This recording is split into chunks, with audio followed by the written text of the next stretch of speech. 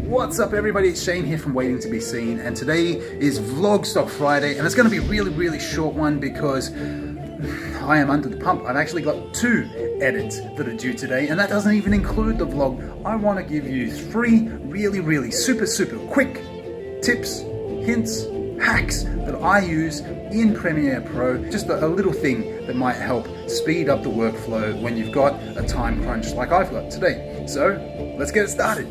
This is how we do it. Alright, so today's first hack. Honestly, the longest time, I never used this, but it is a time saver, and it's not a hack, and it's called the ripple delete. And if you're not using ripple delete, then honestly, you're wasting a lot of time. So first tip for today's vlog video is use the ripple delete function in Premiere Pro. Now for hack number 2. This is much more of a hack. It's still using ripple delete though, so if you want to call it 1.1, whatever, for me it's hack number 2, and this is what you need to do.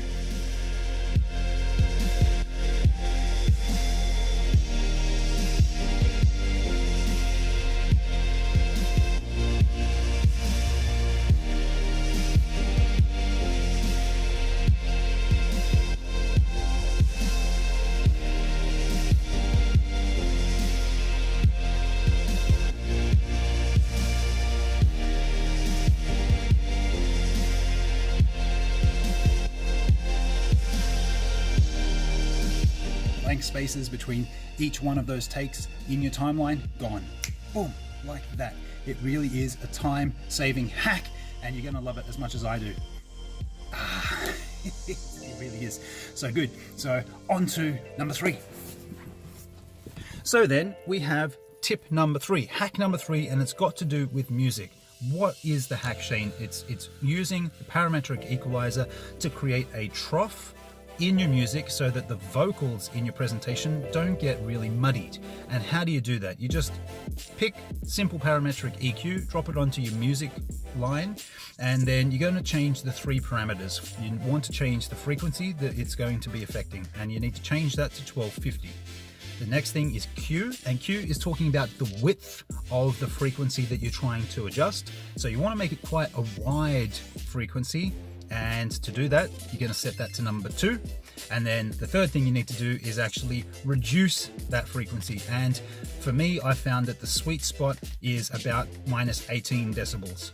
You don't want to have muddy audio, and that's a really simple way to fix that by having the parametric EQ set in such a way that you have that trough for the vocals. You can actually leave the music a little bit higher than you might normally do, and that is awesome for video production. Really cool. Bonus tip. And here you go. This is what tip number 4, bonus tip, is for today. It's about the rendering.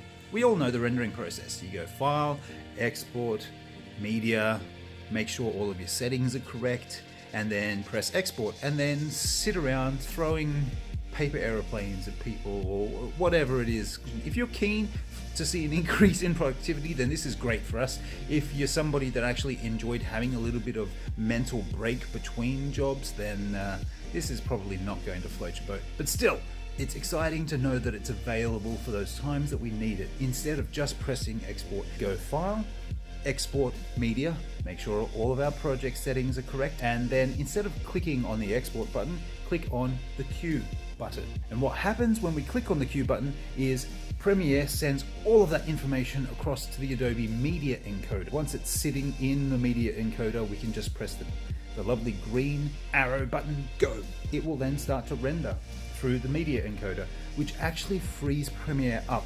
It means you can go back to Premiere Pro and continue work. If you've got multiple sequences that need to be rendered out, and it just eats up time because you have to wait for Premiere to do it, this is an excellent productivity saver. You can take each one of those sequences, line them all up, export them into the queue in Adobe Media Encoder, and it will roll through them. Bam, bam, bam, bam, bam. And you don't have to sit around waiting for one to finish before you start the next one. Use the ripple delete if you don't use it already. Use Black Video to help with filling and then clearing out empty spaces. Use an audio trough in your music, just something that can help the vocals maintain their clarity. Export your media through the Adobe Media Encoder rather than natively through Premiere Pro.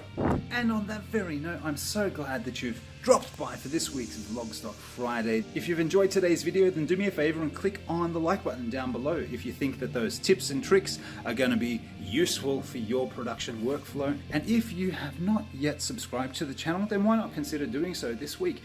Click on the big red subscribe button down below, click on the notification bell so that YouTube will let you know as soon as our content drops, and that would be fantastic. Thanks so much for stopping by today. This is Shane from Waiting to Be Seen, and I will see you next week for the next edition of VlogStock Friday. That's gonna leave a mark. What?